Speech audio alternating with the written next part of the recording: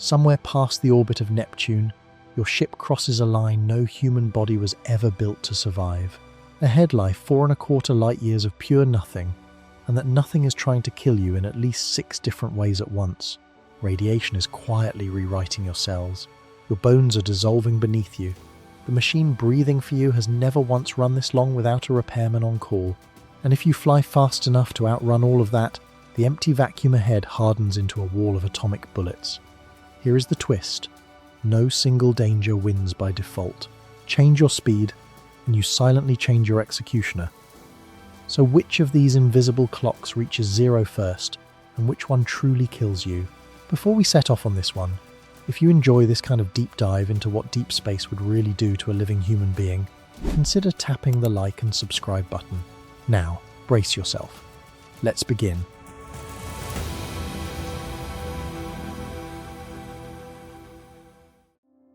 Picture the moment your engines finally fall silent. The burn is over. The thrust that has been pressing you into your couch for weeks releases you all at once, and you float. Outside the window there is no wind, no sound, no sense of speed at all.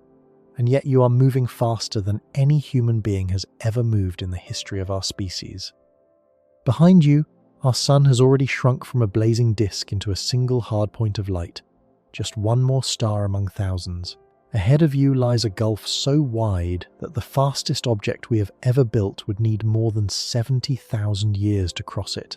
You have signed up to cross it in decades, and the moment you release your seat straps and drift toward that window, the question that will define the rest of your life quietly begins ticking. What out here kills you first? Ask 10 people that question, and you will hear the same 3 answers, over and over, delivered with total confidence. Almost nobody stops to check whether any of them are actually true. The first answer is radiation. Everyone has heard that space is drenched in it, that beyond the shelter of Earth's magnetic field, you are swimming in invisible bullets fired by dying stars and by our own restless sun. So the popular image is simple. You leave, the radiation pours in, and somewhere out in the dark you cook. It sounds obvious. It sounds settled.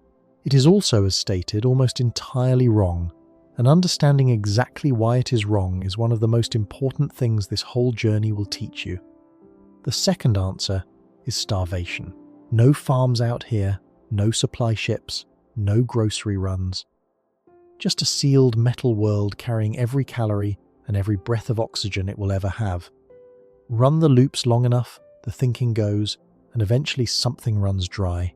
You waste away in a cold cabin, the last of the food gone, the recyclers coughing out their final litres of water. It is a grim picture, and it points at something genuinely dangerous. But the naive version, the one where you simply pack too little and run out, badly misunderstands where the real threat hides.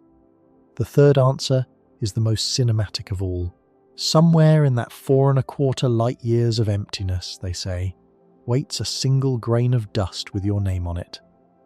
A speck smaller than a grain of sand, sitting motionless in the void, minding its own business for 1 billion years, until your ship arrives and turns their meeting into an explosion.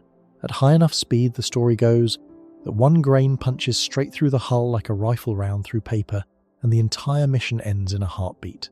It is a thrilling image. And whether it is a real danger or a total fantasy depends entirely on one number that most people never think to ask about. So here we have our lineup of suspects.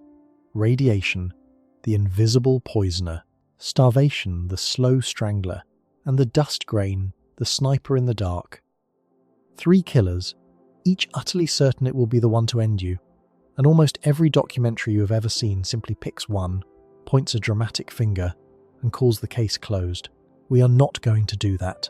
Because the honest answer, the one the evidence actually supports, is far stranger and far more interesting than any single villain. On the road to Proxima Centauri, there is no universal killer. There is no one threat that reaches every crew first, regardless of how they travel. Instead, there is a race.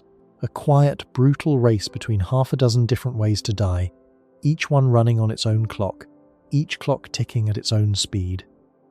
And the entire outcome, the answer to which suspect actually wins, hinges on a single decision you make before you even leave.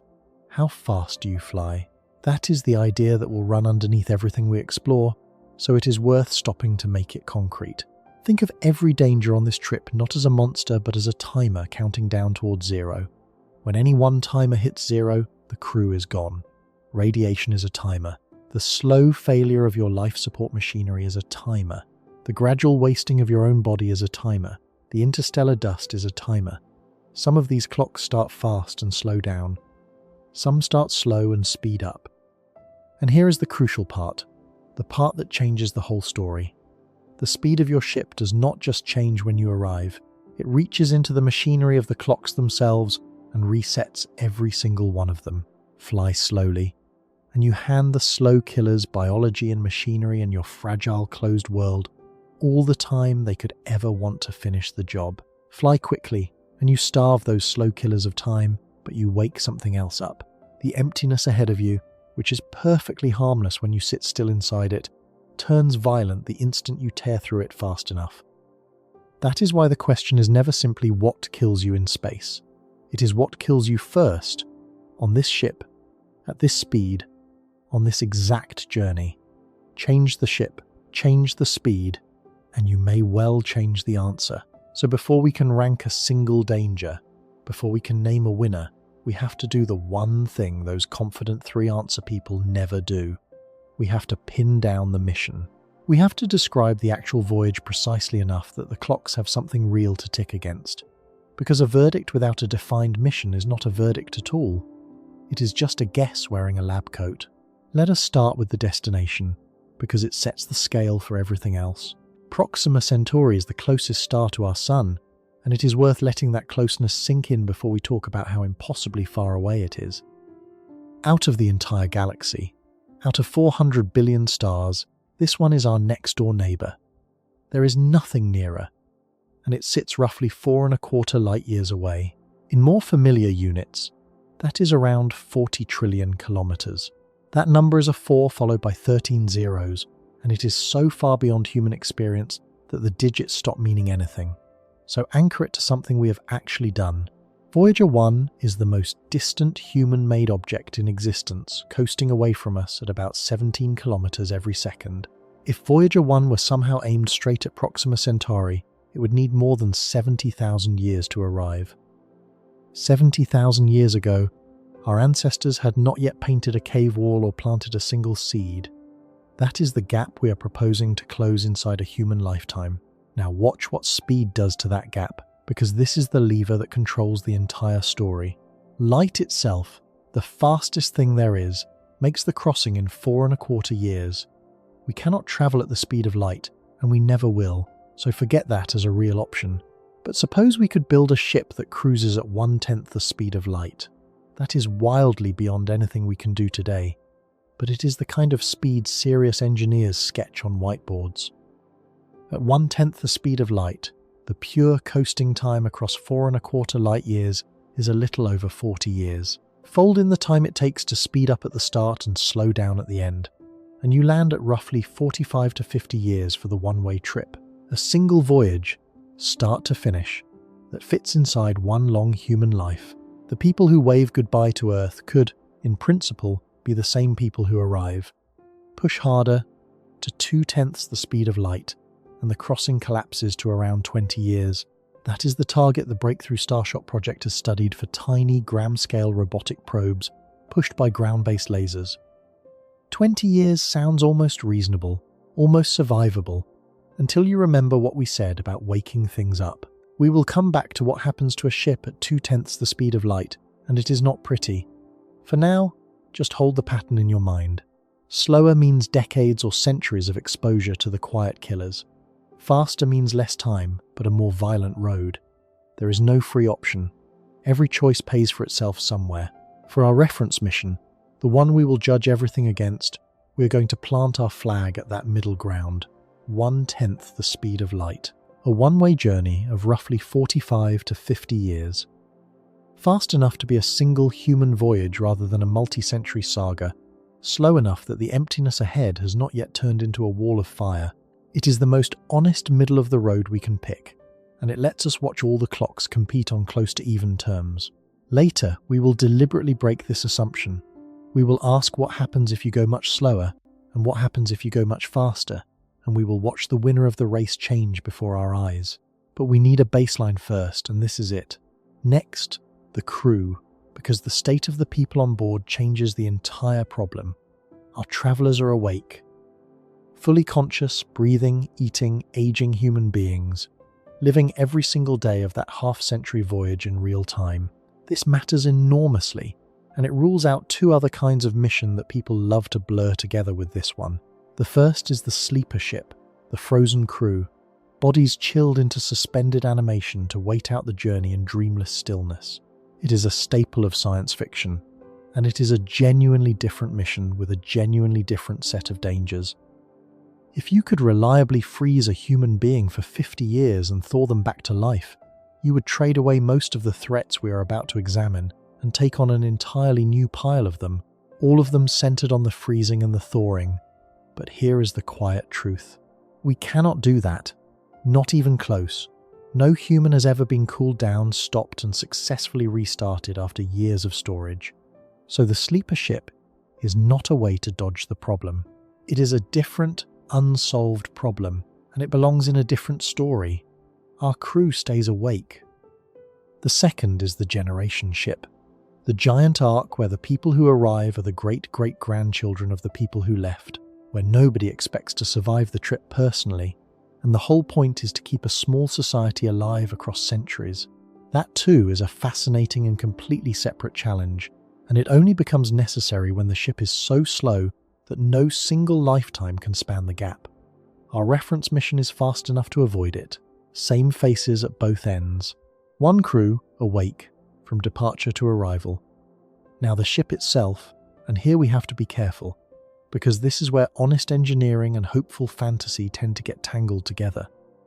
We are going to give our ship the best plausible protections that anyone has seriously proposed, and we are going to be very clear every time about which of those protections actually exist and which are still just drawings. Start with gravity, or rather the lack of it. On our ship, we will assume some form of artificial gravity, created the only way physics actually allows without magic, by spinning. Rotate a large enough structure, and the outward push of that spin can press your feet to the floor and mimic the tug of a planet. On paper, it works. The mathematics is well understood, and it is genuinely one of the most promising ideas for keeping a crew healthy on a long voyage. But you must hear this clearly. No spinning habitat producing real, sustained gravity for a human crew has ever been built and flown. Not once. Every astronaut who has ever lived in space, across more than 60 years of spaceflight, has done so in near weightlessness. So when we grant our ship spin gravity, we are granting it a design goal, a hope, a thing that ought to work but has never been tested on a living person for a single day, let alone for 50 years. We will lean on it, but we will not pretend it is proven.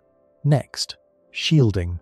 Against radiation, our ship carries two lines of defense, and they are aimed at two very different enemies, a distinction that will matter a great deal later. The first is passive bulk shielding, layers of material wrapped around the living space to soak up incoming particles the way a thick wall soaks up sound. The second is a storm shelter, a small, heavily armoured core of the ship, buried behind water tanks and supplies, where the crew can huddle during a sudden burst of radiation from a solar outburst. This much is real and sensible. Spacecraft already carry versions of these ideas today. What no shield can do, as we will see, is fully stop the most penetrating radiation of deep space, and no amount of engineering optimism changes that stubborn fact. Then, redundancy and repair. Our ship is built on the principle that things break, so nothing critical is allowed to exist as a single copy. Backups upon backups, spare parts stored by the ton. And crucially, some ability to manufacture new parts on board, to repair and rebuild the machinery that keeps everyone alive, because over decades you cannot possibly carry a spare for every component that might fail. This is the difference between a ship and a coffin. A ship fixes itself. And once again, we will hold the honest line. Robotic repair, onboard manufacturing, decades of self-maintenance with no outside help. These are things we are getting better at. not things we have ever proven across the timescales this mission demands. And then the loops. This is the heart of the whole survival problem, so let us be precise. On board, the air you breathe out must be scrubbed of carbon dioxide and turned back into breathable oxygen. The water you drink, sweat and pass must be captured, cleaned and drunk again. The waste your body produces must be processed rather than simply thrown away. This is called a closed-loop life support system, and the closer to fully closed it is, the longer the ship can survive without resupply. Our best real-world example, the International Space Station, recovers roughly 90% of its water, cycling humidity and urine back into something drinkable. That is a genuine engineering triumph. But notice the number, 90%, not 100. And notice what is missing entirely. On the space station, food still comes up from Earth on cargo ships. The food loop has never been closed. Nobody has ever built a system that grows all of a crew's meals, indefinitely, in a sealed box, with the plants breathing in the crew's carbon dioxide and the crew eating the plants, balanced and stable, year after year after year. We will grant our reference ship the most closed loops anyone has credibly designed. Air and water recycled, at very high efficiency and food grown on board. But we will remember, always, that a truly closed living world, stable for half a century with nobody to phone for help, has never once existed. Not in orbit. Not on the ground. Nowhere. Which brings us to the two conditions that hang over absolutely everything. The two facts that turn ordinary risks into deadly ones. No resupply, no rescue. No resupply means exactly what it says. Whatever leaves Earth with you is all you will ever have. There is no second launch, no follow-up ship carrying the filter you forgot, the medicine you used up, the part that finally wore out. The ship that departs is a sealed inventory of everything the mission will ever contain, and from the moment the engines light, that inventory only shrinks. No rescue is the crueler of the two, and it grows crueler with every kilometre you travel. On Earth, help is minutes away. In orbit around our planet, a stranded crew can, in the worst case, be brought home in hours or days. Even on a voyage to Mars, there is at least the fantasy of a rescue mission, however desperate. On the road to Proxima Centauri, that fantasy dies completely. Consider just the messages. A radio call for help, travelling at the speed of light, takes 4¼ years simply to reach Earth. Then any reply takes 4¼ years to come back. So the fastest possible conversation with home, a single question and a single answer, spans more than 8 years, and that is only information. No physical help of any kind can follow. There is no ship fast enough, no agency capable, no plan on any drawing board anywhere that could reach a crew in genuine trouble halfway to another star. When something goes wrong out there, and over 50 years something absolutely will go wrong, the only surgeon, the only engineer, the only rescuer is the crew itself. They are, in the most total sense the human species has ever faced, alone. So there it is. That is the mission, drawn as honestly as the evidence allows. A crewed ship. A crew awake for the entire trip, the same people at both ends. A crew speed of 1/10 the speed of light, and a one-way journey of roughly 45 to 50 years. Spin gravity is a hoped-for design goal, passive shielding and a storm shelter that help against some radiation but not all. Deep redundancy and onboard repair to fight the slow rot of failure. Life support loops closed as tightly as anyone has credibly proposed. Air and water and food, but never proven stable across decades.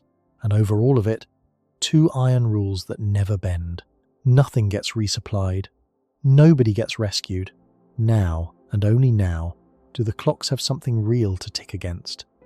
Because notice what our carefully built ship has quietly done. It has not removed a single one of our 3 suspects. It has only given each of them a fair chance in the race. The radiation is still out there, still pouring through a hull that cannot fully stop it. The closed world is still fragile, its loops still less than perfect, its food system still unproven, and the dust is still waiting in the dark, its danger still hostage to that one number, our speed. All we have done is set the stage. We have not chosen a winner. We have made it possible to find one. And here is what makes this such an unsettling problem. the thing that separates it from a simple checklist of hazards. The clocks do not wait politely for one another. They do not take turns. From the very first day, several of them are ticking at once, in parallel, each edging toward its own zero on its own schedule. The radiation clock and the biology clock and the machinery clock and the life support clock are all running the moment you leave, quietly competing to be the first to reach the crew. Survival does not mean defeating one great enemy. It means keeping every last one of those timers from striking zero, continuously, for half a century, with no help coming, ever. Let a single clock reach the end, just one, and it does not matter how well you manage the other 5. There is one more thing to understand before we start the race, and it is the reason the popular 3-answer version of this story is not just incomplete but genuinely misleading.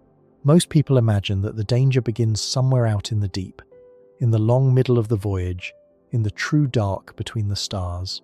They picture the killer as something you sail into, far from home, years down the line. But that is not how the clocks work. Several of them start ticking not in the deep and not at cruise, but in the very first hours of the journey, while our sun is still close enough to reach out and touch you, while the engines are still burning and your body is still learning what this new life feels like. The trip does not ease you in gently. It opens with some of its most sudden and violent dangers, threats that can end a mission before it has travelled even a fraction of a single light year, before the crew has settled into a single routine. Because the first thing that can kill you on the way to Proxima Centauri is not waiting patiently in the dark ahead of you. It is behind you. It is the very star you are trying to leave, and it does not tick slowly at all. It can strike in a matter of hours, without warning, with a fury that could have killed astronauts we sent to the moon. That is where the race truly begins, and that is where we go next. The engines are lit, and for the first time in human history, a crew is accelerating toward another star. This is the loudest, most violent, most triumphant phase of the entire journey. And it is also the phase where the crew is most fragile, because their bodies have not yet adapted to anything. Everything is new. The push of the drive, the strange fluids shifting inside them, the dawning realization that home is now something you watch shrink in a window rather than a place you can return to. And here, in these opening hours and days, the first clocks are already running. Not the slow, patient clocks of the deep, the fast ones. The ones that can end you before you have crossed even a sliver of the gulf ahead. Let us begin with the push itself, because acceleration is where the mission's very first trade-off hides. To reach 1/10 the speed of light, our ship has to spend a long time speeding up, and how hard you push during that phase is a genuine dilemma with no comfortable answer. Push gently, at a fraction of the gravity you feel standing on Earth, and the human body copes easily, but the acceleration phase stretches on for years, years spent building up to cruising speed, years added to an already brutal voyage. Push hard, and you shorten that phase, but now you are pressing living bodies into their couches with a force they did not evolve to endure for long stretches. Sustained hard acceleration is its own slow injury. Blood pools, breathing labours, the heart strains against a load that never lets up. A fighter pilot can take enormous forces for seconds. No human has ever endured heavy acceleration for the weeks or months a fast starship would demand, and we do not know how a body would hold up under it. So already, before we have left the neighbourhood of our own sun, we meet the pattern that will define everything. There is no setting that is simply safe. Gentle acceleration protects the body but lengthens the exposure to every other danger. Hard acceleration shortens the trip but batters the crew. You are not choosing safety. You are only choosing which risk to feed. Our reference mission threads the needle with a moderate push, an acceleration the crew can live with, spread over a phase long enough to be survivable but short enough to get us up to speed. It is a compromise, like everything on this ship, and even that compromise assumes a body that stays healthy enough to withstand it, which, as we will see, is not something you can take for granted.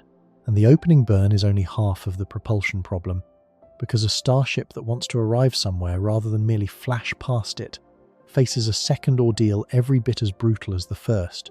You have to stop. All that speed you so carefully built up, 1/10 of the speed of light, has to be shed again at the far end, bled off until the ship is slow enough to fall into orbit around a new star rather than streak past it in a matter of hours. And here the arithmetic turns cruel, because slowing down is not free. Every scrap of energy you spent speeding up, you must spend again to slow down, which means the ship has to carry the means of its own braking the entire way, hauling that enormous burden across the whole gulf, just to use it in the final stretch. It is one of the reasons the tiny probes of projects like Breakthrough Starshot are designed never to stop at all. They are built to scream past their target star in hours, snatching what few images they can as the whole system blurs by, because stopping such a probe would demand a second engine it has no way to carry. A crewed mission does not have that luxury. The crew crossed all that emptiness to arrive, and arriving means the deceleration systems must fire. Sit with what that demands. Machinery that has sat cold and unused for 50 years, that could never be fully tested at full power beforehand, must work flawlessly on its first and only attempt, at the exact far end of the longest journey ever attempted. And it must do so to bodies at their absolute weakest, having spent 5 decades wasting in low gravity, now asked to endure the crushing sustained force of braking all over again. The beginning of the voyage and the end of the voyage are the two moments the engines cannot fail, and they are separated by half a century in which nothing about them can be repaired from outside or replaced. The acceleration clock opens the mission. The deceleration clock waits, silent and patient, to close it. And there is something else happening during this opening burn, something with no gauge to measure it, and no alarm to announce it, and it may be the most quietly devastating transition of the entire mission. As the ship accelerates, home is not just getting smaller, it is getting slower. In the first hours, a message to Earth and a reply could return in minutes. And if something went catastrophically wrong, an abort, a turnaround, a desperate rescue launched from home would at least be conceivable. But every day of acceleration stretches the gap, and the round trip of a simple conversation climbs, from minutes to hours, from hours to days, from days toward years. Somewhere in that early stretch, without ceremony, the crew crosses an invisible line. Before it, an emergency could still, in principle, be answered by Earth in time to matter. After it, no reply could ever arrive fast enough to change anything, and no ship could ever be built fast enough to catch them. There is no marker in space for that line, no warning light flashes as you pass it, but it is the true moment the umbilical is cut, the moment the crew stops being explorers who could turn back and becomes, permanently, a sealed world unto itself. Every astronaut in history has flown knowing that home was, at worst, days away. Our crew will spend most of their lives on the far side of a line, beyond which home is not a place they can return to, or even call, but a light in the sky that answers their questions a decade too late. The physical dangers of the voyage have barely begun. The isolation is already total, but the acceleration phase, uncomfortable as it is not the suspect that makes this early stretch of the journey so genuinely dangerous. That distinction belongs to the star at your back, because for the first leg of the trip, while you are still climbing away from our sun, you are travelling through the one region of deep space where the sun can still reach out and kill you in an afternoon. To understand why, we have to meet the two completely different kinds of radiation that haunt this whole voyage, because confusing them is the single most common mistake people make about space travel, and keeping them straight is the key to the entire story. They are not the same threat, they do not behave the same way, they do not kill on the same schedule, and a ship that is well defended against one may be nearly helpless against the other. The first kind is the solar particle event. Our sun is not the calm, steady lamp it appears to be. It is a churning, magnetically violent object, and every so often it convulses, hurling an enormous burst of high-energy particles out into space in a sudden storm. These storms are unpredictable. They erupt with little warning. They can arrive frighteningly fast and for a short, intense window. They can flood the surrounding space with a torrent of radiation, far denser than anything the background of deep space produces. A solar particle event is not a slow poison. It is an acute event, a wave that hits, peaks, and passes, and if a crew is caught in the open when a big one arrives, the dose can climb toward lethal in hours. This is not theoretical. We have already had our near miss, one of the most sobering close calls in spaceflight history. In August of 1972, Between two of the Apollo moon missions, our Sun let loose one of the most powerful particle storms of the entire space era. High-energy protons came screaming out from a major solar flare, reaching the distance of Earth in well under an hour. Now here is the part that should make your skin crawl. Apollo 16 had returned safely to Earth that April. Apollo 17 would not launch until December. The storm struck in the gap between them. But had a crew been out there, exposed, on the way to the moon or standing on its surface, the numbers are genuinely frightening. Studies of that event estimate that astronauts caught in it, protected only by the thin walls of an Apollo spacecraft, could have absorbed a dose large enough to cause serious radiation sickness, and by the projections available at the time, face something like a 1 in 5 chance of dying. Outside the craft, on a spacewalk or a lunar excursion with only a spacesuit for protection, the dose could have been outright fatal. Experts who have studied that storm do not mince words. The Apollo crews were not merely fortunate, they were extraordinarily, almost unbelievably lucky that the Sun happened to fire its cannon during the one stretch when nobody was in the line of fire. On a journey to Proxima Centauri, you cannot rely on that kind of luck. Over the long acceleration phase, while you are still close enough to the Sun for its storms to matter, you may pass through several such events, and one of them could be a monster. Records preserved in ancient tree rings and ice cores hint that our Sun has, in centuries past, produced outbursts far larger than the 1972 storm, blasts that would make that near miss look mild. Somewhere in your first years of travel, the odds say, the Sun will throw one of these tantrums while you are still within reach. It is worth being precise about the shape of this danger, because not every solar storm is a killer, and the difference is where the real threat hides. The overwhelming majority of solar particle events are minor. They wash over a ship with barely enough energy to register, stopped easily by the ordinary walls of the craft, and the crew might sleep through them without ever knowing. The threat is the outlier. Once in a great while, the Sun produces a monster, an event so far beyond the ordinary that it dwarfs thousands of the small ones combined. And it is that rare giant, like the storm of 1972, or the far larger blasts recorded in ancient ice and tree rings, that can deliver a lethal dose in hours. You cannot predict which day it will come. You can only know that across a multi-year climb away from the Sun, you are rolling the dice enough times that eventually a bad roll becomes likely, and there is a final cruelty in the timing. When a great flare erupts, its light reaches you almost instantly, but the deadliest wave of particles lags behind, giving the crew a warning measured in minutes, perhaps an hour if they are lucky. That is the entire window to drop everything and get every last crew member sealed inside the shelter. On a large ship, doing that quickly, correctly, every single time, for years, is a drill that can never once be fumbled, because the shelter that would have saved you protects no one who did not reach it in time.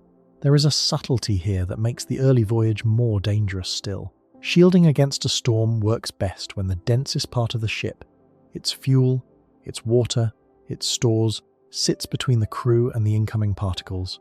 But during the acceleration phase, the ship is under thrust, oriented for its engines, not for its shelter, and it may not be free to simply turn and hide the crew behind its own mass without interrupting the very burn that is carrying it toward the stars. So the phase when solar storms are most likely, the years spent still close to the Sun, is also the phase when the ship's freedom to protect itself is most constrained.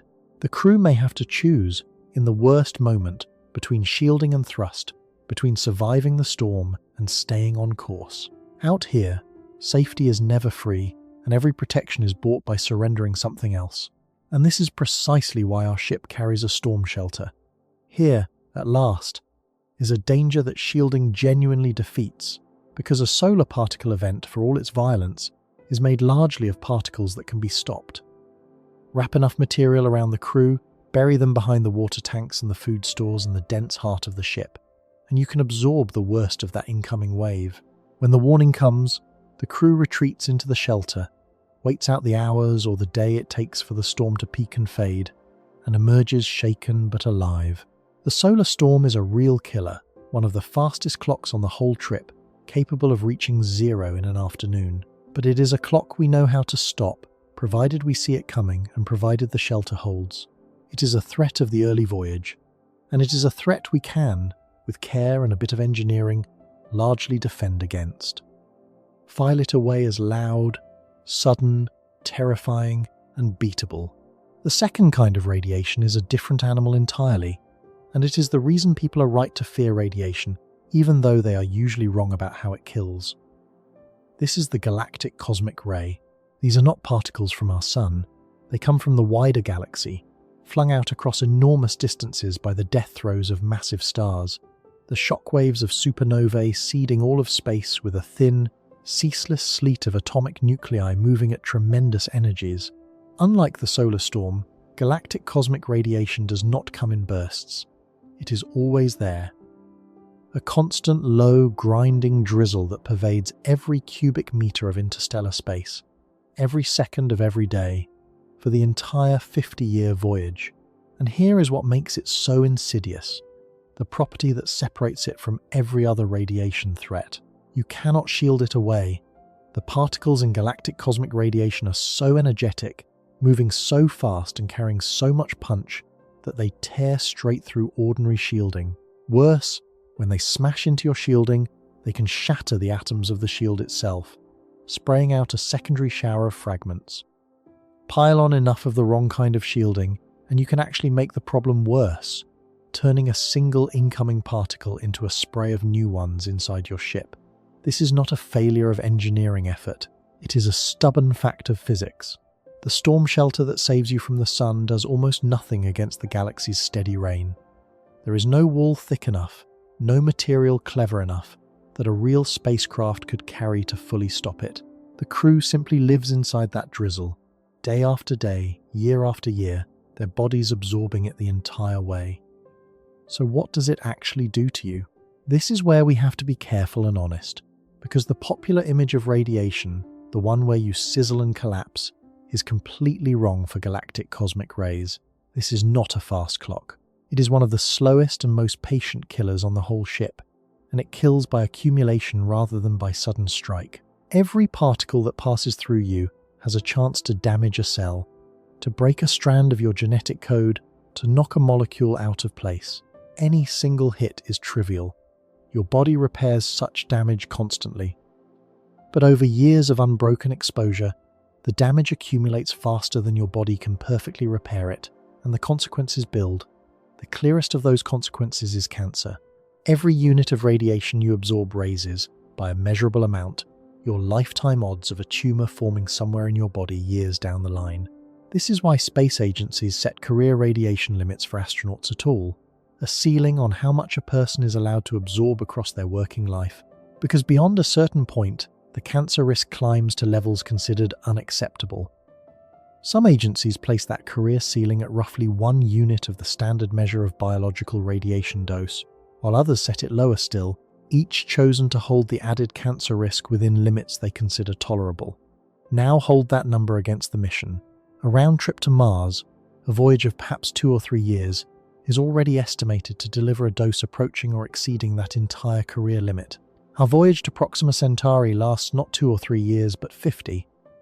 The crew will accumulate, over that half-century, a radiation burden that dwarfs anything any astronaut in history has ever received, many times over a full career's limit, absorbed by people who have nowhere to go to get away from it. But cancer is only the most famous of the harms, and it may not even be the most dangerous for a long voyage, because cancer is slow. There are other effects that could reach the crew sooner and matter more. The one that worries researchers most, and it is worth pausing on, is what this radiation may do to the brain. The heavy, high-energy nuclei in galactic cosmic radiation are particularly good at tearing through nervous tissue, and studies on the ground, mostly in animals exposed to simulated cosmic radiation, suggest these particles can damage the brain in ways that affect memory, learning, mood, and judgment. Think carefully about what that means for a mission where survival depends entirely on a small crew making flawless decisions for decades.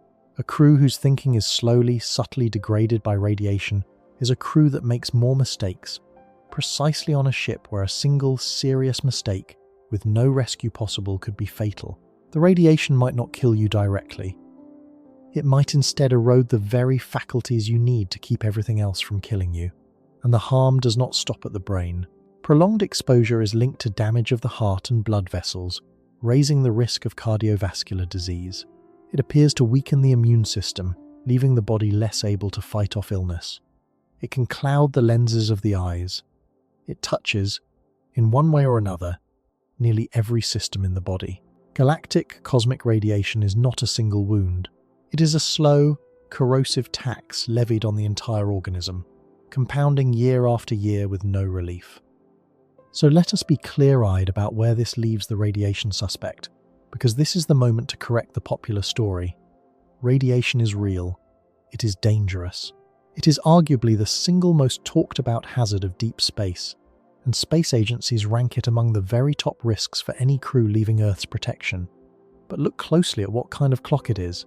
The solar particle event is fast but defeatable, a threat of the early voyage that a storm shelter can largely defang. The galactic cosmic ray is undefeatable but slow, a patient accumulation that raises your odds of cancer, degrades your brain and heart and immune system over decades, and stacks up an enormous lifetime burden. What galactic radiation does not do, on the timescale of our 50-year trip, is reliably strike a specific, sudden, lethal blow on a predictable date. It raises the probability of death. It shortens lives.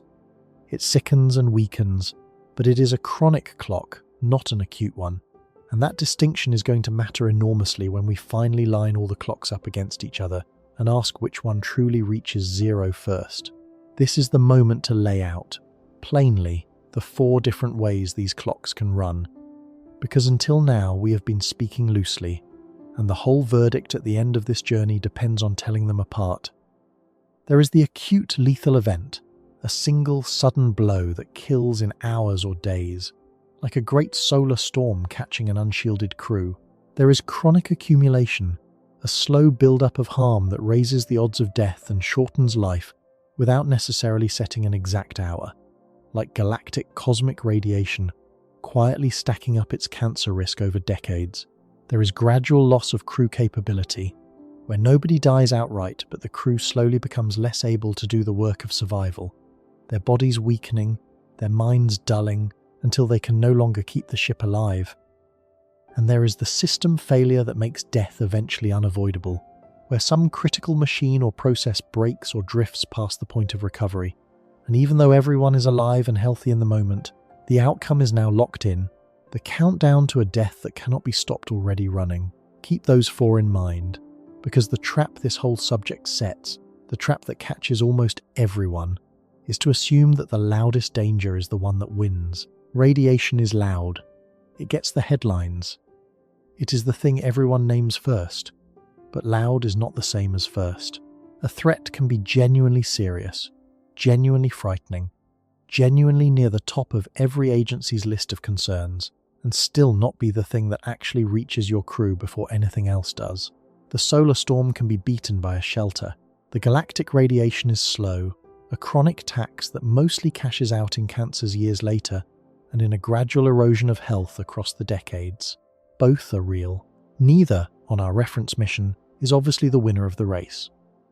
Because while the radiation clocks tick, one fast and defeatable, one slow and relentless, another set of clocks has been running this entire time, quietly, without drama, without headlines. And these clocks are far harder to stop, because they are not about some external enemy you can shield against or shelter from. They are about the ship keeping you alive, and the body keeping itself alive continuously for 50 years, with no resupply and no rescue. Consider what has to be true every single second for the crew to survive. Something has to keep pulling the carbon dioxide out of the air they exhale and turning it back into oxygen they can breathe. If that process stops, the crew does not have years or months or even weeks. They have the air already in the cabin, and then they are gone. Something has to keep cleaning and returning their water, because no ship can carry 50 years of drinking water for a crew as dead weight. Something has to keep growing or dispensing their food, day after day, harvest after harvest, for half a century, in a sealed world where nothing new ever arrives. And every one of those somethings is a machine, or a living ecosystem, or both, and machines wear out and ecosystems drift. And out here, there is no replacement machine on the next cargo flight, and no biologist on the radio who can help you in less than 8 years. That is the quiet, ticking heart of this whole problem, and it is why the confident people who point at radiation and call the case closed have missed the real drama. Radiation is the villain you can see, the one who storms in and announces himself at the door. But the machine that breathes for you and the body that has to endure 50 years of weightless drift and steady radiation, those are the clocks that keep running when the storm shelter has done its job, and the cosmic drizzle has merely raised your odds of a cancer decades from now. Those are the clocks that must never, ever stop, because the moment they do, nothing else you have survived matters at all. We have met the loud suspect. We have watched the sun try to kill our crew in an afternoon, and we have watched the galaxy try to kill them slowly across 50 years, and we have learned that neither one is quite the executioner the popular story promised. Now we have to turn to the quiet ones, the failing bones and wasting muscles and clouding eyes of the human body left too long without gravity, the recyclers and reactors and gardens that must run flawlessly for half a century, the slow, grinding exhaustion of every spare part and every repair on a ship that has to fix itself forever with whatever it brought along. These are the clocks nobody puts on a movie poster, and on a voyage to Proxima Centauri, they may be exactly the ones that reach zero first. That is where we go now. The storm has passed. The crew has emerged from the shelter, the great solar tantrum has faded, and the galaxy's steady drizzle of radiation has settled into background noise, a slow tax on health that will not present its bill for years. And in that quiet, something important becomes visible. The dangers that make headlines have gone silent, and yet the ship is still full of ticking, because while everyone was watching the radiation, several other clocks were running the entire time, without drama, without warning, without ever pausing. They are the clocks nobody fears until it is too late, and they are, quite possibly, the ones that will actually decide the fate of this mission. Start with the most personal clock of all, the one running inside the crew's own bodies, because here is a fact that took us decades of spaceflight to fully appreciate.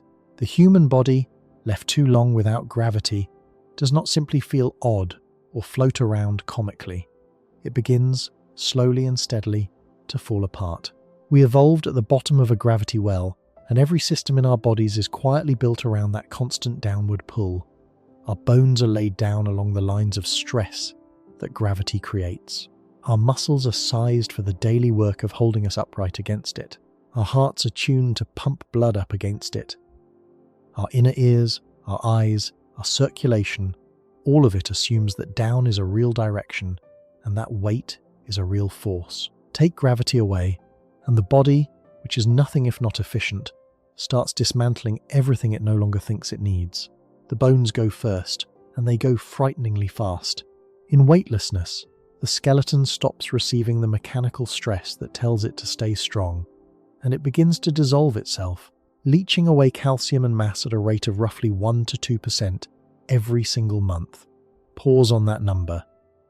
1 to 2% a month is a pace that would take a serious case of age-related bone disease years to match on Earth, and astronauts do it in weeks. Over the long months of a mission, the losses stack into something genuinely alarming. And here is the part that should worry a Starship crew most. It is not clear the bone ever fully comes back.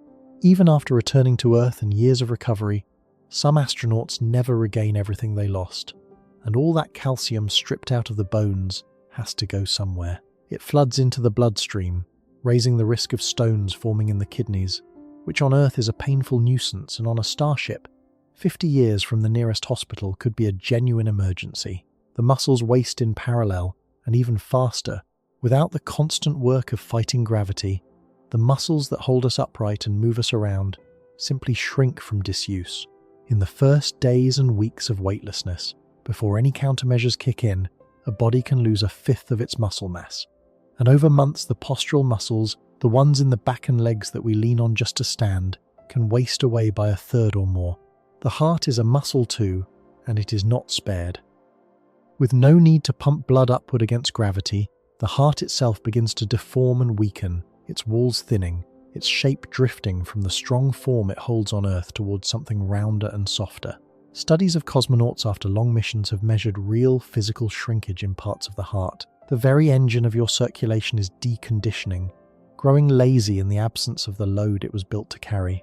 And the fluids inside you, freed from gravity's pull, drift where they were never meant to pool.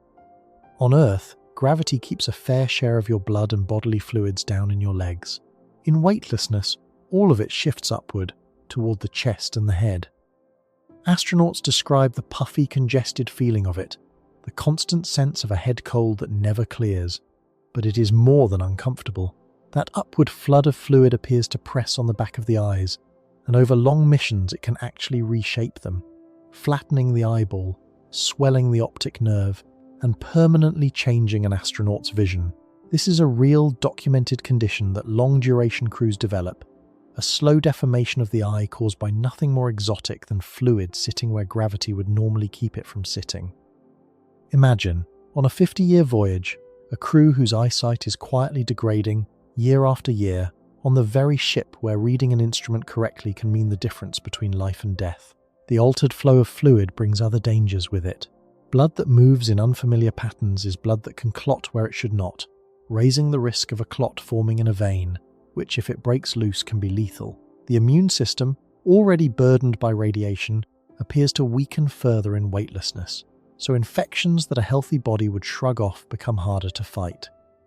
Nearly every system you can name, the bones, the muscles, the heart, the eyes, the blood, the immune defenses, drifts in the wrong direction the longer the body stays weightless.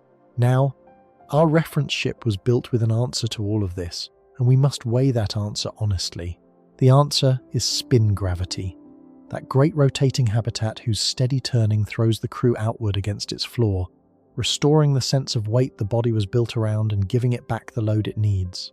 On paper, this solves the problem. Give the crew something close to Earth's gravity, and the bones stay strong, the muscles stay sized, the heart stays firm, the fluids stay where they belong. It is genuinely the most promising idea we have. But recall the honest line we drew at the start. No spinning habitat has ever produced real, sustained gravity for a human crew. Not once. In more than 60 years of spaceflight, every scrap of data we have about the body in space comes from bodies in near weightlessness, protected only by exercise. And exercise, our best current countermeasure, helps, but it does not fully stop the losses. Astronauts who work out for hours every day still come home with weakened bones and shrunken muscles. So we grant our ship spin gravity as a design goal, and we hope it works, but we must sit with the uncomfortable truth.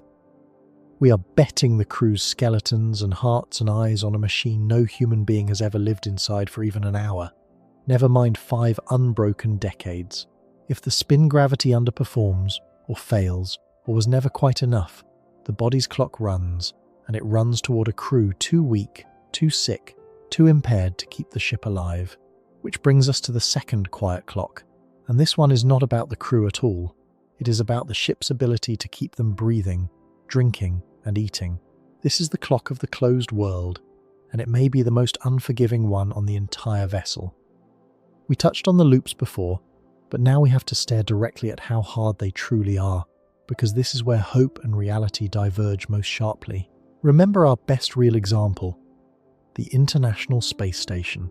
After decades of continuous operation, refined by some of the finest engineers our species has, it recovers roughly 90% of its water.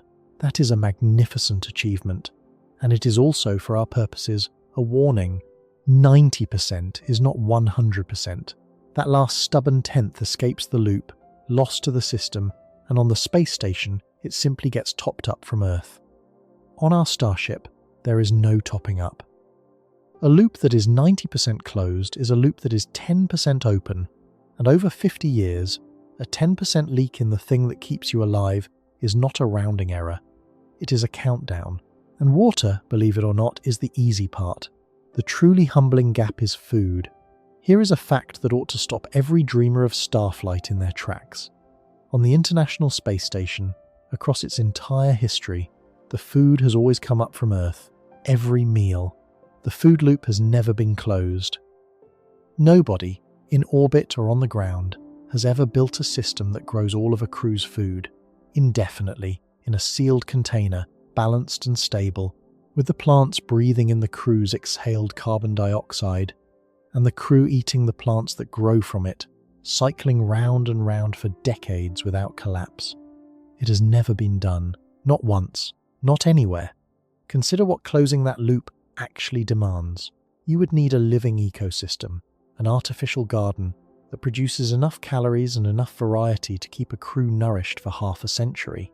It has to turn the crew's carbon dioxide back into oxygen and their waste back into fertile soil.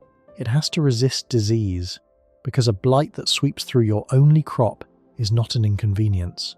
It is a death sentence with no replacement seed shipment coming. It has to stay balanced, because a living system is a delicate web of feedbacks, and living systems have an unnerving tendency to drift. Nutrients accumulate somewhere they should not. A microbe population booms or crashes. The oxygen the plants produce slowly falls out of step with the oxygen the crew consumes. Our real-world attempts to build sealed, self-sustaining ecosystems have taught us exactly how treacherous this is.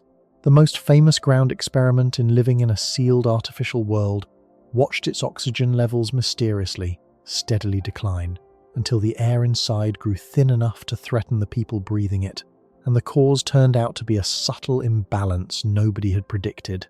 That was on Earth, with the whole planet's expertise a phone call away and rescue always an option.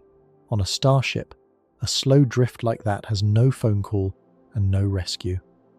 It simply proceeds, quietly, until the world you built stops being able to keep you alive. This is the nature of the closed world clock, and it is worth understanding precisely, because it does not kill the way people imagine. The naive picture is of a crew that packs too little and dramatically runs out, gnawing on the last ration in a cold cabin. That is not the real danger. The real danger is subtler and far more frightening. It is instability. It is the slow, compounding drift of a system too complex to be perfectly controlled, edging year by year away from balance, until one day it crosses a line from which it cannot recover. And here is the cruelest feature of it. That line can be crossed long before anyone dies. The crew can be alive, healthy, well-fed, and completely unaware that the loop has already tipped past the point of no return, that the oxygen balance has entered a slide that cannot be reversed with what they have on board, that the outcome is already written. This is the fourth kind of clock we named earlier, the system failure that makes death eventually unavoidable, and the closed world is where it lives. By the time the symptoms are undeniable, the verdict may already be in. And notice the terrible thing about this clock compared to the radiation clocks. Radiation you can partly shelter from and partly endure. The solar storm passes. The cosmic drizzle is slow, but the loops can never rest. They must run flawlessly, or flawlessly enough, every second of every day for 50 years, with no resupply of the parts they need and no expert to call when they misbehave. It is the difference between surviving a hazard and sustaining a process. The radiation is a hazard the crew endures.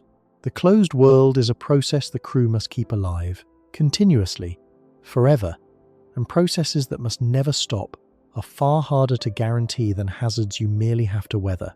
Which leads us naturally to the third quiet clock, the one that underlies both of the others. Because everything we have described, the spin gravity that saves the crew's bones, the recyclers that clean the air and water, the garden that grows the food, all of it depends on machinery. And machinery, over decades, breaks. This is the clock of maintenance and repair, and its logic is inescapable. Every component ever built has a failure rate, a probability that in any given stretch of time it will simply stop working. For a single part over a short mission, that probability is small and easy to ignore. But a starship is not a single part. It is millions of parts, and the voyage is not short, it is 50 years. Multiply a small failure chance across millions of components and half a century, and you are guaranteed, not likely, guaranteed, an unrelenting stream of breakages, pumps seize, seals crack, circuits fail, filters clog, valves stick. The only question is whether the crew can fix each failure faster than the failures accumulate, and our real experience here is sobering. On the International Space Station, The effort required just to maintain the life support systems has consistently, dramatically exceeded what the engineers predicted. In one documented stretch, the maintenance those systems demanded overran the original design estimate by a factor of more than 20. 20 times more upkeep than planned. The oxygen-generating equipment in particular proved so troublesome that a senior official simply expected it to keep failing, again and again, as a normal fact of operation. And this is on a station in low orbit, resupplied constantly with fresh parts, staffed by crews who rotate home, backed by an entire planet's worth of engineers analysing every hiccup in real time. Now strip all of that away, no fresh parts arriving, no crew rotation, the same aging people the whole way, no planet of engineers, only whatever expertise the crew carries in their own heads, and whatever help Earth can offer across a gap of more than 8 years, round trip. The maintenance burden that already strains a resupplied station becomes, on a starship, a permanent, escalating war of attrition against entropy itself. Our reference ship fights that war with 2 weapons. The first is spare parts, carried by the ton, a vast inventory of replacements for everything the designers thought might fail. But spares have mass, and mass is the enemy of a fast starship, because every extra kilogram is more to accelerate and more to slow down. You cannot carry a spare for everything, and worse, over 50 years you might exhaust your spares for the parts that fail most often, while sitting on useless replacements for parts that never broke. The second weapon is the ability to build new parts on board, to manufacture replacements from raw stock, to repair and even fabricate, rather than simply swap. This is the thing that could, in principle, let a ship maintain itself indefinitely. And once again, we must be honest. We are getting better at making things on demand, but nobody has ever built a machine shop that can reproduce every critical component of a spacecraft, reliably, for decades, with no outside supply. It is a hope, a promising direction, not a proven capability. And braided through all of this is a threat we have not yet named directly, the problem of medical autonomy. Because it is not only the machines that break, people break too. Over 50 years, a crew will face illness, injury, and the ordinary breakdowns of aging human bodies. Someone will develop a condition that on Earth would mean a hospital. Someone will need surgery, and there is no hospital, no specialist, no evacuation.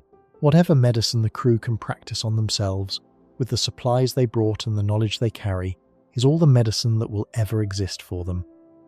A burst appendix, a serious infection, a tumour, a shattered bone, any of these, trivial with a modern hospital, becomes potentially fatal when the nearest surgeon is one of your own exhausted, radiation-taxed, weakened crewmates, working with a finite kit that can never be restocked.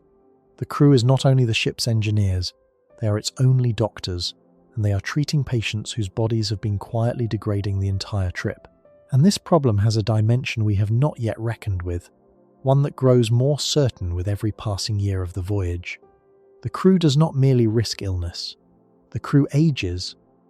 People who wave goodbye to Earth in their 30s will, if all goes well, arrive in their 80s, and somewhere in those 5 decades their bodies will pass through the entire back half of a human life. The medicine the ship must practice is therefore not only the emergency medicine of accidents and infections, it is the slow, grinding medicine of age itself, the failing hearts and stiffening joints and creeping cancers that come for every human body given enough time, arriving now on a vessel with no cardiac unit, no cancer ward, no specialist for any of it. And remember that these are bodies already taxed harder than any bodies in history, soaked for decades in radiation that raises the odds of exactly these diseases, weakened by a lifetime in reduced gravity. The ordinary decline of age and the extraordinary insults of the voyage arrive together on the same fragile people at the same time. Then there is the pharmacy, and here the problem stops being about skill and becomes a matter of raw chemistry. Medicines do not last forever.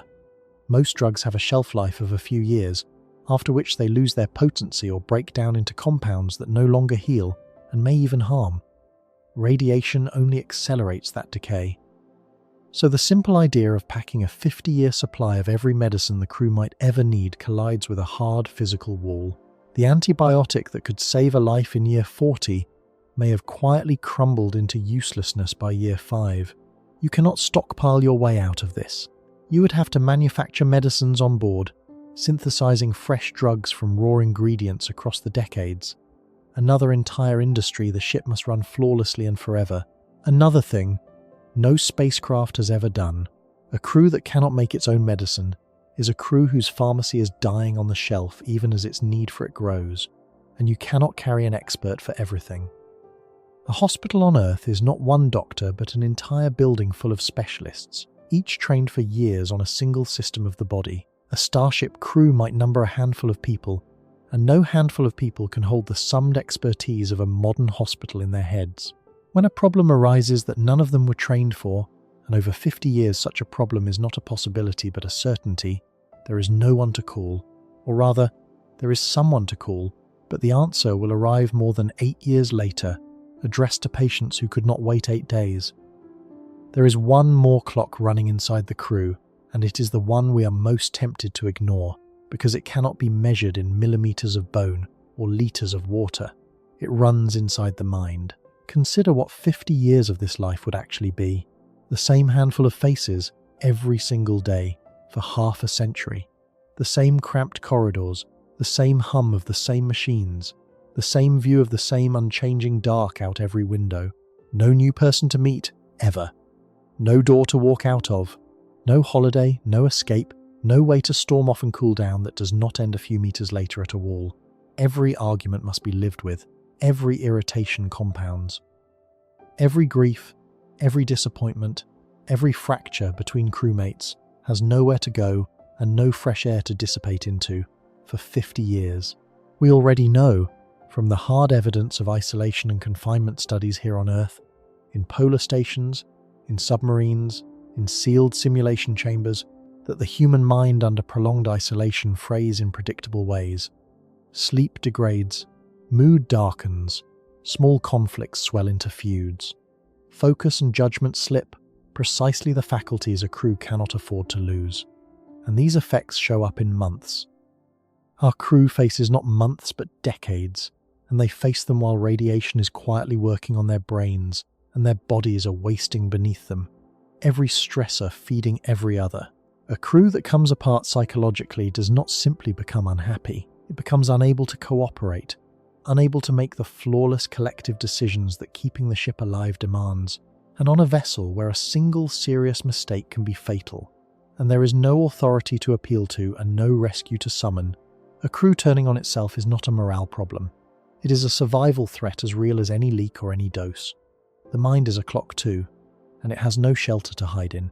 All of these human clocks, the failing body, the aging, the strained mind, press on a single unforgiving question the mission must answer before it ever leaves. How many people do you send?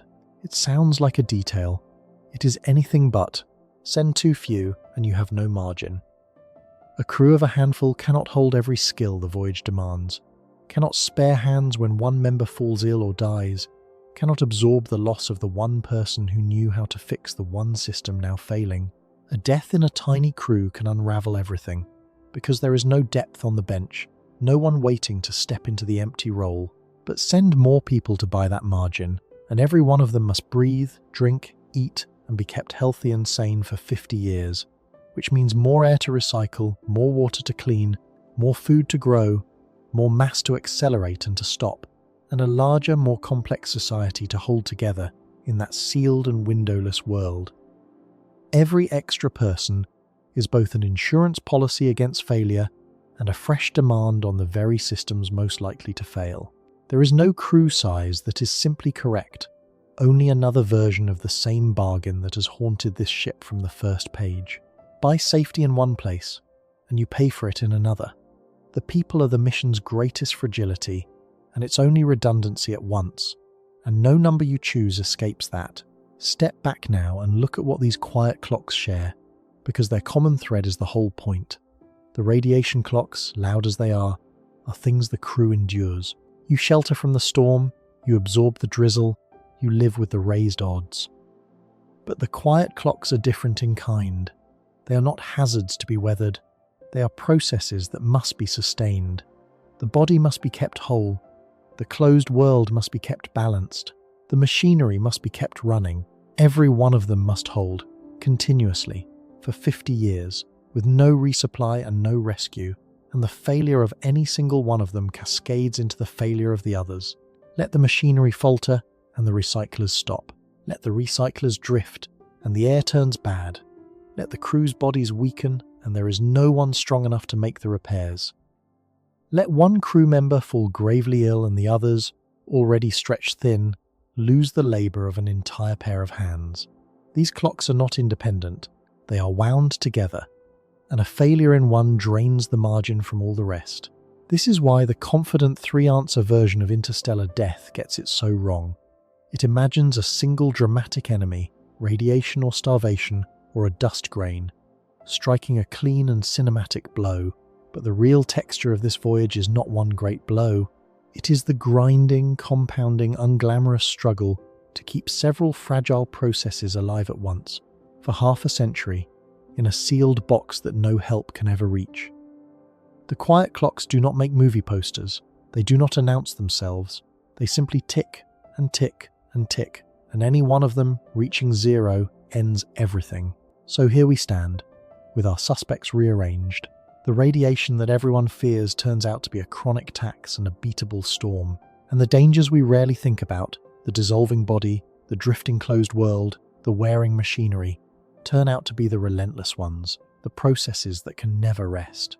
On a 50-year voyage at 1/10 the speed of light, it is beginning to look as though one of these quiet clocks, not the loud one, reaches zero first. But there is an obvious escape, is there not? If time is the enemy, if it is the sheer duration of 50 years that gives these slow killers the room they need to finish their work, then the answer seems clear.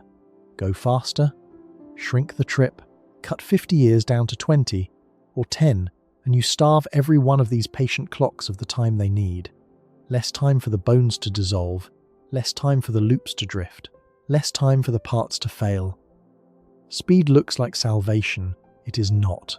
Because the moment you fly fast enough to outrun the quiet clocks, you wake something that has been sleeping in front of you the entire way.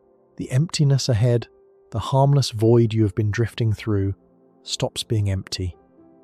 At high enough speed, the near-nothing of interstellar space hardens into something violent, something that fires back, and the faster you flee the slow killers, the harder that new enemy hits. That devil's bargain, and the final reckoning of every clock against every other, is where we go now. So, you decide to run. If time is the enemy, if 50 years is what gives the slow killers room to work, then the answer seems obvious.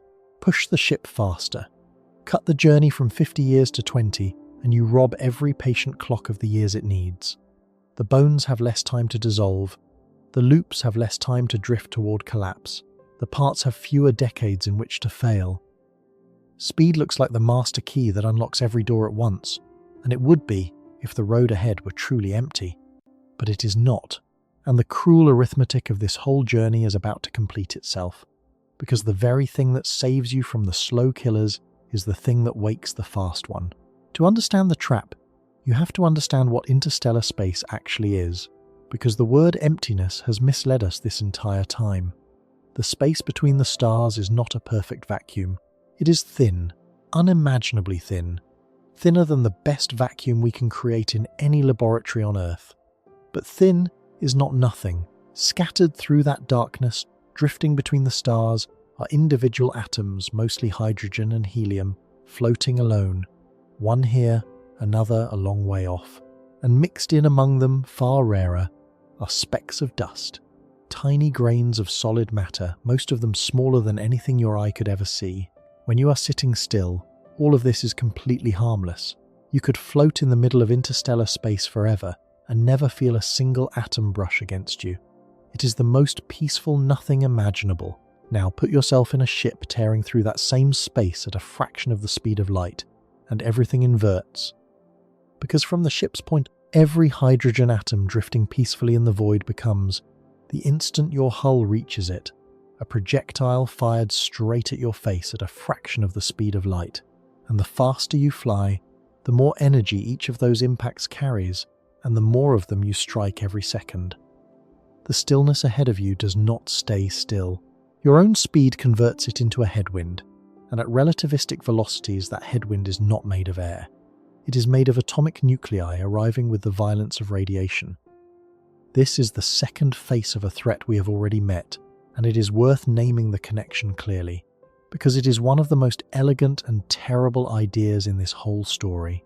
Remember galactic cosmic radiation, the drizzle of energetic particles from the dying stars of the galaxy, the one you cannot shield away. At high speed, you begin to manufacture your own version of it. The harmless hydrogen and helium of interstellar space, which would never trouble a stationary ship, becomes a stream of high-energy particles hammering the forward face of your vessel, simply because you are running into them so fast. Scientists studying this for proposed fast probes describe it precisely. A ship at 2/10 the speed of light experiences a constant bombardment of forward-facing particle impacts. Hydrogen and helium nuclei arriving with the energy of radiation, concentrated entirely on the leading edge of the craft. You have not escaped the radiation problem by going fast.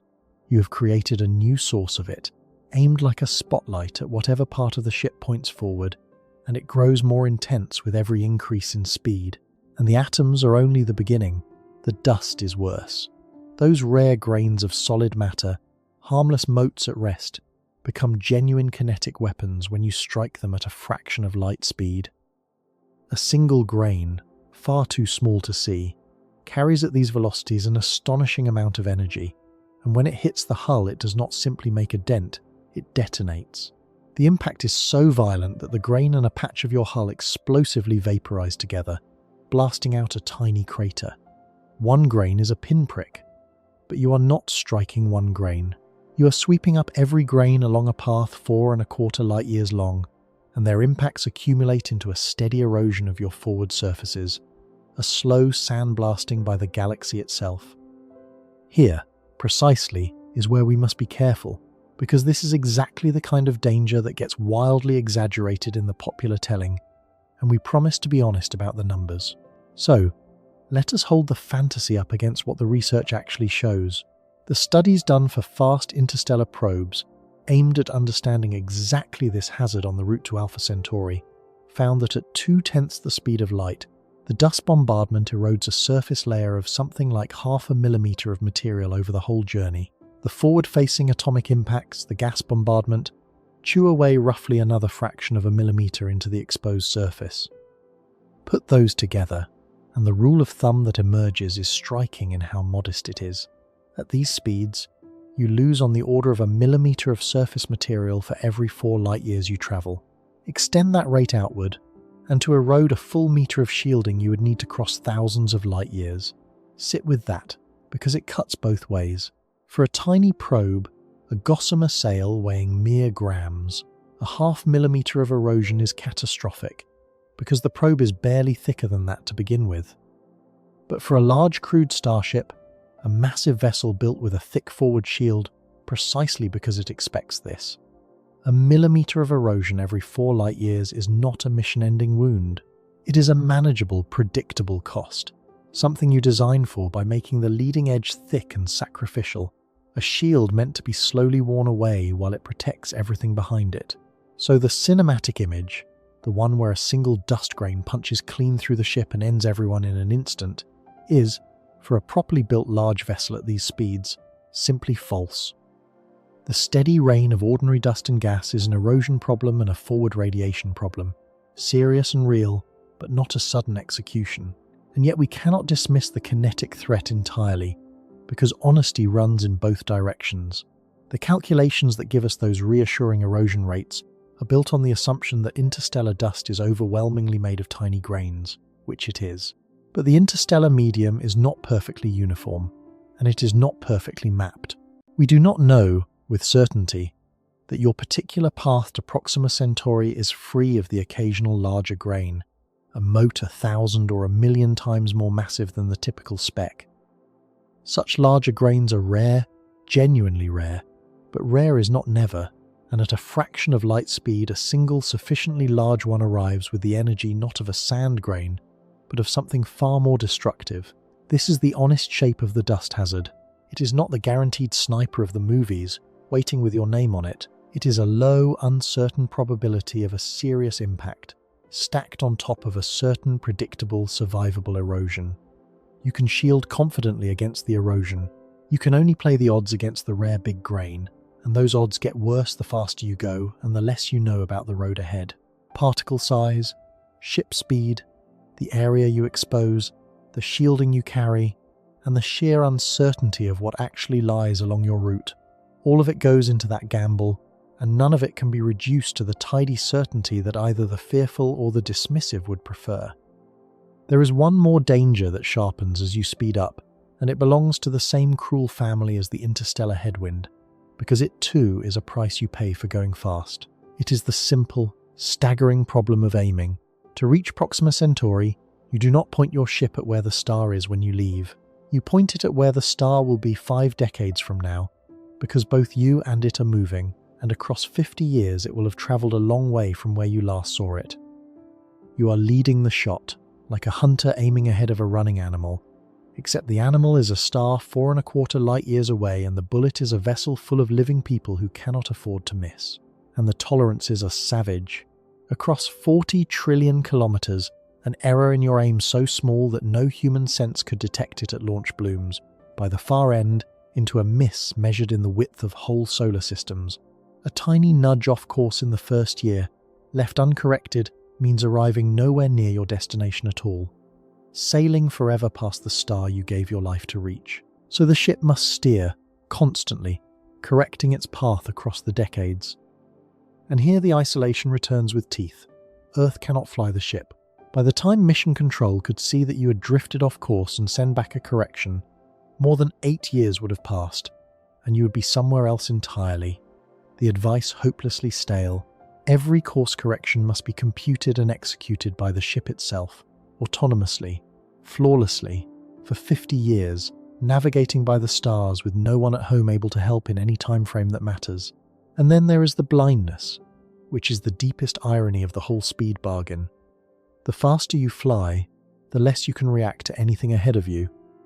Suppose there is a hazard on your path, a denser clump of gas, a stray knot of dust, some obstacle you would dearly like to avoid.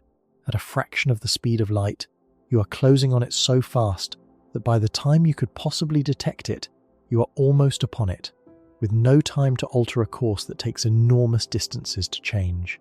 You outrun your own warning, and so the very choice that was supposed to save you from the slow clocks, flying faster, is the same choice that blinds you to the fast ones, leaving you hurtling through a dark you cannot see far enough into, unable to dodge what you cannot spot in time. Speed does not just wake the violence ahead.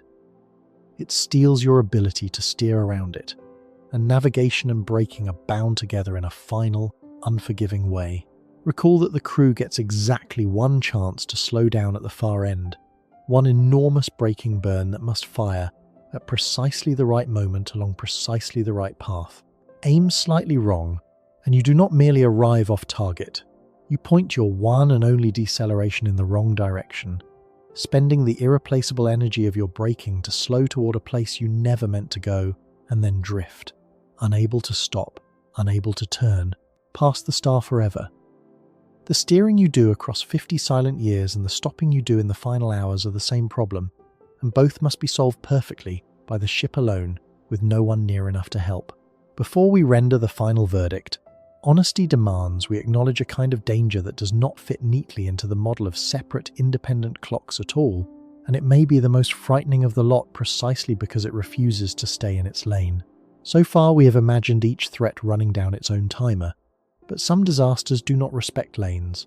Some strike several clocks at once. The clearest example is fire. A fire aboard a spacecraft is one of the oldest and most feared killers in spaceflight history, and for good reason. In a sealed cabin, often kept rich in oxygen, flames spread in strange and vicious ways, and there is nowhere for the crew to flee. A serious fire does not just threaten to burn people, it poisons the air the life support system works to keep clean, destroys the machinery in whatever compartment it touches, and can cripple the crew. All in a matter of minutes. One event, and 3 clocks lurch towards zero together, faster than any of them would alone.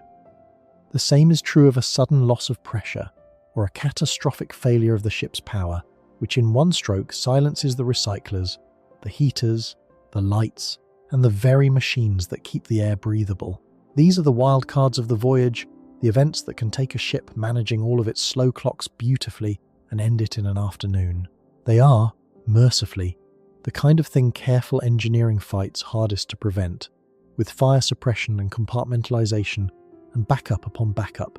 But over 50 years, with no help ever coming, the possibility can never be driven fully to zero. They sit in the deck, shuffled among the honest clocks, the reminder that a voyage this long is vulnerable not only to the slow failures we can rank, but to the single bad hour we cannot predict. So now we have the complete picture, and we can finally do the thing this entire journey has been building toward. We can line every clock up against every other for our reference mission and ask the only question that matters. On a crewed ship, flying at 1/10 the speed of light, with an awake crew across roughly 50 years, which clock reaches zero first? Let us rank them honestly, one against the next. The rare large dust grain sits at the bottom for this mission, because at 1/10 the speed of light, on a large ship with a thick sacrificial forward shield, the ordinary erosion is easily absorbed, and the catastrophic grain remains a low probability gamble rather than a likely event. It could happen. It probably will not. It is a danger, but on our reference mission it is not the favourite to win the race. The solar particle event ranks low as well, not because it is weak, but because it is beatable and brief. It threatens mainly the early leg, while the sun is still close, and the storm shelter is genuinely effective against it. A crew that respects the warnings and retreats into the shelter when the sun convulses can ride out even a monstrous storm. It is one of the fastest clocks on the ship, able to run out in a single day, but it is also one of the few we know how to reliably stop. It is a threat we have already solved in principle. Microgravity and the wasting of the body rank higher because they are relentless and they compound, but they land in the middle rather than the top, and the reason is important. The bodily decline is, for the most part, a gradual loss of capability rather than a sudden death. Even in the worst realistic case, a crew whose spin gravity underperforms does not drop dead on a particular Tuesday. They weaken, they grow frail, their eyes dim and their bones thin and their hearts soften. This is dangerous precisely because a weakened crew is a crew less able to fight all the other clocks. But taken by itself, on a crew with even partial spin gravity and disciplined exercise, it degrades survival rather than ending it outright. It is the clock that makes every other clock harder to beat, but it is rarely the executioner itself. Galactic cosmic radiation ranks higher still, and here is where we must steady ourselves against the pull of the obvious answer. Radiation is the danger the public always reaches for, the one the agencies rank at the very top of their concerns, and on a 50-year voyage, the accumulated dose is genuinely staggering, many times a full career's limit. But look, one last time, at what kind of clock it is chronic. It raises the odds of cancer years down the line. It degrades the brain and heart and immune systems slowly, across decades. It is a tax on health and a shortener of life, and it makes everything else more perilous by weakening the very crew that must keep the ship alive. What it does not reliably do, on the timescale of 50 years, is strike a specific, sudden, certain, lethal blow on a predictable date. It is arguably the most serious health threat of the voyage, and still, for the narrow question of which clock reaches zero first and ends the mission outright, its chronic, probabilistic nature keeps it from being the clear winner. It kills the way a slow poison kills, not the way a stopped machine kills. And that leaves the clock at the top. The closed world. The life support system, the recyclers and the reactors and the garden, the sustained, unbroken, flawless functioning of an artificial ecology that must keep a crew breathing and drinking and eating for half a century with no resupply and no rescue. This, on our reference mission, is the clock most likely to reach zero first. And it is worth understanding exactly why it wins, because the reasoning is the whole lesson of this journey distilled into a single verdict. It wins because it is the only threat on the ship that is a continuous process rather than an endurable hazard. Every other danger, you weather. The storm passes, the radiation drizzle is slow, the dust erodes a shield built to be eroded, the body declines gradually. But the closed world cannot be weathered, because it can never rest. It must run perfectly, or perfectly enough, every second of every day for 50 years, and we have never built such a thing. Not in orbit, where the food still comes up from Earth and the water loop still leaks its stubborn 10%. Not on the ground, where our sealed artificial ecosystems have drifted and stumbled and watched their oxygen quietly decline for reasons no one predicted. A closed living world stable for half a century, with no expert reachable in less than 8 years, is a machine we have never made and have every reason to believe is fiendishly, perhaps fundamentally, hard to keep balanced. And it wins, above all, because of the peculiar cruelty of how it fails. Recall the fourth kind of clock, the system failure that makes death eventually unavoidable. The closed world is where that clock lives. It does not announce its failure with a dramatic breach. It drifts. A subtle imbalance compounds, year over year, a slow slide in the oxygen balance, a creeping accumulation of something toxic, a garden edging toward a collapse no one sees coming. And the line it must not cross can be crossed while everyone is still alive and well-fed and utterly unaware, the outcome locked in long before the first real symptom appears. By the time the crew knows the loop has tipped, the recovery may already be impossible with what they have on board. That is why it reaches zero first. Not because it is the most violent, but because it is the most continuous, the least proven, and the most capable of failing invisibly until the failure is already fatal. So there is our verdict, stated plainly, for the mission we defined. On a crewed ship at 1/10 the speed of light, awake, across roughly 50 years, the thing most likely to kill the crew first is a cascading failure of the closed-loop life support system, a slow drift of the artificial ecology past the point of recovery, quietly locking in a death that arrives long after the moment the outcome was actually decided. The chain runs like this. Some subtle imbalance in the recycling loops or the food ecology begins to compound. The crew, weakened by radiation and by the slow wasting of their bodies, and stretched thin by the endless war of maintenance, is slower to catch it and less able to correct it than a fresh, healthy team on a resupplied station would be. The margin erodes, a critical threshold is crossed, and with no resupply to replace what is missing and no rescue to carry them home, the crew runs out of the one thing that a closed world, once it tips, cannot regenerate on its own. Radiation is the loudest villain, but the quiet clock of the closed world is the one that strikes first. And we should be honest about how firm that verdict really is, because the honesty is part of the answer. Some of these clocks we understand well from hard experience. We have watched bones dissolve and muscles waste in real astronauts. We have measured the failure rates of real life support machines. We have lived through the near miss of a real solar storm. Those are not guesses, but others rest on shakier ground. Much of what we fear about galactic cosmic radiation and the human brain comes from animals and cell cultures exposed to simulated particles, not from people living years in the real deep space beam, and the true severity for a human crew across 50 years carries genuine uncertainty. If that damage proves worse than our models suggest, if the radiation degrades minds faster and harder than expected, then radiation could climb the ranking and overtake the closed world as the first killer.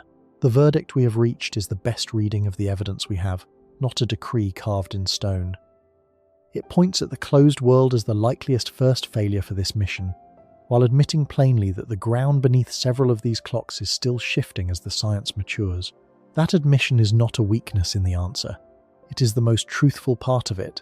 But we made a promise at the very beginning, and we must keep it now, because a verdict for one mission is not a law of nature. We said, there is no universal killer. We said the winner of the race changes with the ship and the speed, and so we have to flex the mission deliberately and watch the answer change, because that is the deepest truth this whole journey has to teach. Slow the ship down. Suppose that instead of 1/10 the speed of light, we can only manage a fraction of that, and the voyage stretches not across 50 years but across centuries. Now the closed world, hard as it is not necessarily the first to fail, because something even slower has been handed all the time it could ever want. The machinery clock now dominates. Over centuries, the relentless accumulation of component failures outpaces any store of spare parts and any onboard workshop. until the ship, piece by piece, can no longer repair itself faster than it breaks. And the radiation, chronic and patient, has now had centuries to do its work. Its cancers and its slow degradations, no longer a background tax, but a foreground certainty. At these crawling speeds, the interstellar medium is utterly harmless, a true nothing, no headwind at all. Time itself becomes the executioner, and it works through the machinery and the accumulated dose and the sheer impossibility of keeping anything alive for that long. A different mission, a different winner. Now speed the ship up instead. Push it to 2/10 the speed of light or beyond, and watch the entire ranking invert. The voyage collapses from 50 years to 20 or less, and suddenly every quiet clock is starved of time. The bones have half as long to dissolve, the loops have half as long to drift, the parts have half as long to fail. The chronic radiation dose, spread over far fewer years, drops. Going fast genuinely does defeat the slow killers, exactly as the escape plan promised. But now the road itself has turned violent. The forward-facing bombardment of hydrogen and helium has intensified into a serious radiation source aimed at the leading edge. The dust erosion has climbed, and the gamble against that rare, catastrophic large grain has grown far more dangerous because you are hitting everything harder and you have less certainty about what lies ahead. At these speeds, on this architecture, it may well be the interstellar medium, the forward radiation, and the impacts that reaches the crew first. The very emptiness you sped through to escape the slow clocks becomes the fast clock that ends you. A different mission, a different winner, again. Do you see the shape of it now? This is the thing the confident three-answer version could never capture. There is no single executioner waiting on the road to Proxima Centauri. There is a field of them, and which one crosses the finish line first depends entirely on the choices you make before you leave. Travel slowly, and you give biology and machinery and your fragile closed world all the time they need to fail. Travel quickly, and you starve those slow killers only by turning the thin nothing ahead into a wall of forward radiation and impact. Every solution you reach for does not remove the risk. It relocates it. It hands the advantage from one clock to another. Slow down, and time kills you. Speed up, and the void turns violent. There is no setting on the dial marked safe, only a choice about which danger you would rather face. And this, at the very end, is the real reason the distance to Proxima Centauri is lethal, and it is worth saying slowly, because it is not the reason most people think. It is not lethal because one dramatic obstacle blocks the way, one great wall you must break through. There is no wall. There is no single monster. The distance is lethal for a subtler and more humbling reason. It is lethal because it demands that you keep living human bodies and an entire artificial world functioning continuously, flawlessly enough, for decades or centuries, in a sealed vessel that no help can ever reach, while several independent countdowns run in parallel and any one of them reaching zero ends everything. The challenge is not surviving one great danger. It is the almost unbearable demand of never letting a single clock, out of 6 or more, be allowed to reach its end. Not for a day, not for an hour, across a span of time longer than most human institutions have ever survived. That is what makes it so hard, and it is also, if you look at it a certain way, what makes it merely hard rather than impossible. Because notice what we did not conclude. We did not say the journey cannot be made. We did not throw up our hands and declare interstellar travel a fantasy. We did something more useful and more honest. We named the clocks. We defined a mission precisely enough to rank them. We found the likely first killer for that mission and understood the chain of failures that would produce it. And we watched, clear-eyed, how that answer shifts when the mission changes. That is not a story of defeat. It is a specification. It is a list of exactly which countdowns must be stopped and understood and engineered against before a crew could ever cross that gulf and live. The stars do not kill with a single blow.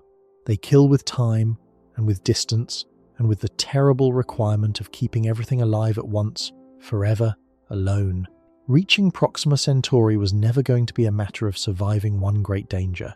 It was always going to be a matter of building a machine and a crew and a closed living world in which not one of several independent clocks is ever allowed to reach zero across the longest and loneliest journey our species has ever dared to imagine.